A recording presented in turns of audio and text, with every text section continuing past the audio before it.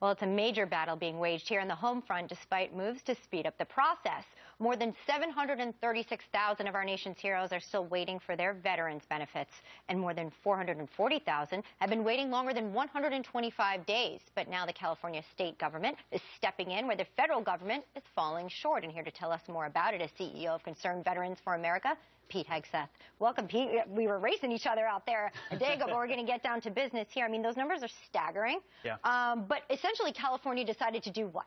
Well, take it into their own hands. The federal government literally is forcing these guys. In Los Angeles, they're waiting upwards of 600 days for an answer on their first claim. You're going to wait 6 years in Los Angeles to get your appeals process done. 6 years for a veteran. In Oakland, it's almost as bad. 4 years. You get a 2-year reprieve. So the state government is hiring some temporary workers to come alongside the federal government, the Department of Veterans Affairs, to help them process claims because they literally cannot process them fast enough. The bureaucracies are so far behind, stacked up in paperwork. California veterans are waiting. How did this happen? I mean, this backlog is certainly an issue. California now, I mean, last time I checked, they were broke, but they're spending $3 million on this, a worthy cause. But how did we get here in the first place? Well, we got here because it's not about a lack of funding. The budget for the Department of Veterans Affairs has gone up 40% since 2009. We've spent the dollars. It's that you've got an unaccountable, calcified bureaucracy that's unwilling to reform itself.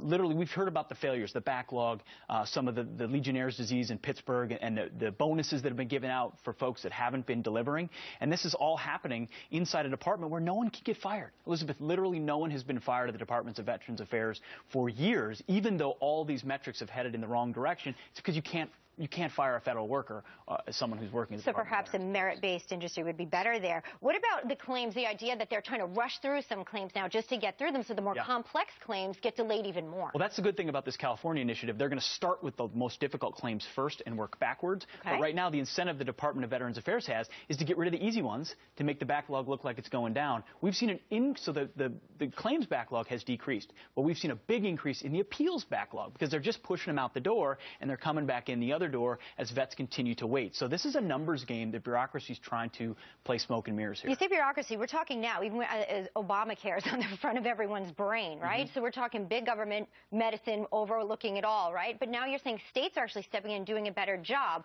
Veterans have been looking at government-run health care for a long time now. What do you say about that? No, that's right. Veterans have seen Obamacare. It's called the Department of Veterans Affairs. And a lot of vets are satisfied with the care they get once they get in the hospital. These regional hospitals, many of them are fantastic. It's the barriers to entry, the wait times, the forms, the bureaucracy, the lack of transparency, and then no accountability. So you send in a form as a veteran, and you wait, and you wait, and you wait again. And maybe you call a 1-800 line, and you hope you get somebody. You're probably put on hold for an hour.